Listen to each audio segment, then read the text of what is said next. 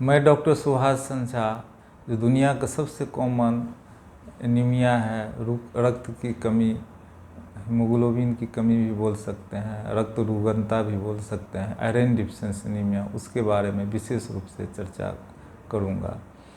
Iron deficiency anaemia, जैसे नाम ही है, आयरन की कमी से होता है और इसके कारण शरीर में काफ़ी कमजोरी, चलने फिरने में दिक्कत, कभी कभी दम भी फूलने लगता है।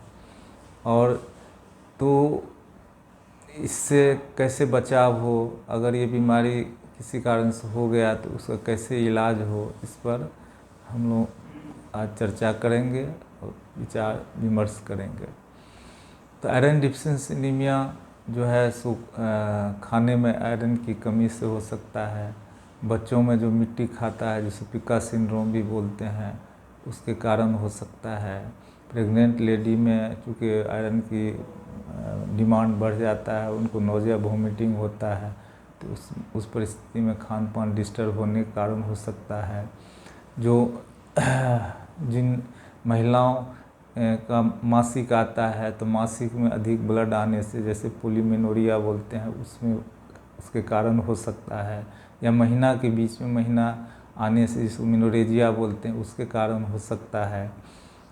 बच्चों में और एडल्ट में भी कभी कभी वर्म इन्फेस्टेड, कृमि के प्रकोप से, आंत में कृमि के प्रकोप होने के कारण भी हो सकता है। इसके अलावा जो जिन माताओं का महीना बंद हो गया, यानी मेनोपॉजल स्टेज में आ गई हैं, या किसी भी मर्द को भी हो सकता है, अगर उनकी आंत में कोई अल्सर है, कोई कैंसर है, कोई पाइल्स है, तो आंत के ऊपर से नीचे किसी अंग से अगर ब्लीडिंग हो रहा है, रक्तस्राव हो रहा है, तो इस कंडीशन में हो सकता है। और उसको हम लोग विशेष करके ओल्ड एज के लोगों में अगर आयरन की कमी हो जाए तो हम लोग बहुत उसको सीरियसली ले सकते हैं, क्योंकि कभी कभी वो कैंसर के कारण भी होता है। तो इस तरह से हम लोग इसका आयरन डिफिशिएंसी एनीमिया न हो, उसका कैसे बचाव किया जाए। तो जिन चीज़ों में आयरन की मात्रा अधिक हो, जैसे पका हुआ केला है, हरी सब्जी है, कुछ ड्राई फ्रूट्स हैं, और इस तरह के जो चीज़ हैं जिसमें आयरन की, ये गुड़ है जिसमें आयरन की मात्रा प्रचुर मात्रा में पाया जाता है, उस खाना खाने के लिए हम लोग प्रोत्साहित करते हैं। और विशेष करके अगर डेली 1-2 पक्का केला खाया जाए, जिसको आयरन डिफिशिएंसी होने की खतरा है या हो गया है, तो ये बहुत ही अच्छा सोर्स माना जाता है, सस्ता और बहुत ही अच्छा सोर्स माना जाता है आयरन डिफिशिएंसी एनीमिया का।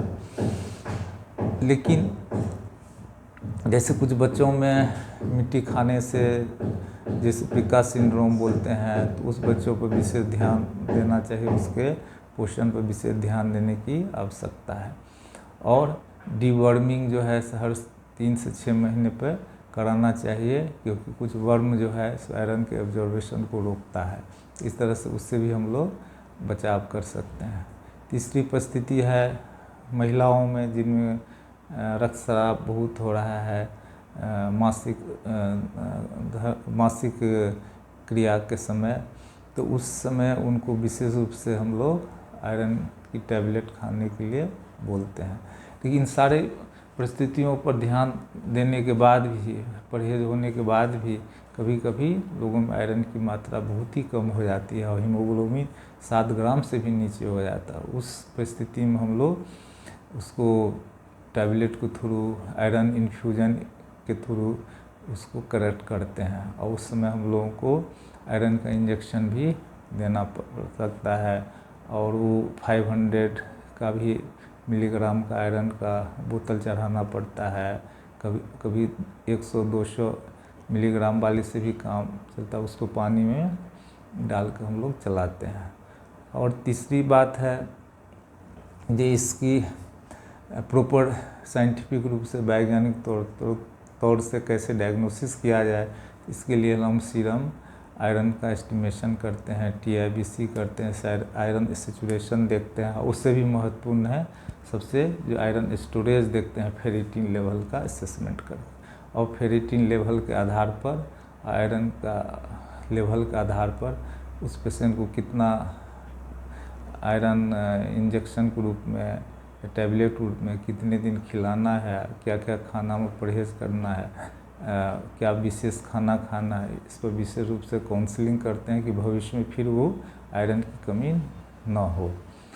तो इस तरह से आयरन की कमी हो जाने से लोगों की जो है इम्यूनिटी घट जाता है, काम करने की क्षमता घट जाता है, चूँकि आयरन के थ्रू हीमोग्लोबिन जो है सो उसी के थ्रू ऑक्सीजन का प्रभाव पूरे शरीर में हो जाता है। तो आयरन कमी होने से सो उनको चक्कर भी आ सकता है। तो इस तरह की परिस्थितियाँ पैदा होती है, उससे हम लोगों को बचा सकते हैं, ताकि उन लोगों को विशेष रूप से आयरन का इन्फ्यूजन देने की ज़रूरत न हो। खान पान और टैबलेट से ही उनका समुचित आयरन की व्यवस्था शरीर में हो, इस पर विशेष ध्यान देने की जागरूकता है। और इस तरह के अपने बातों को आप लोगों के सामने रखते अपने वाणी पर विराम दे रहा हूँ। धन्यवाद।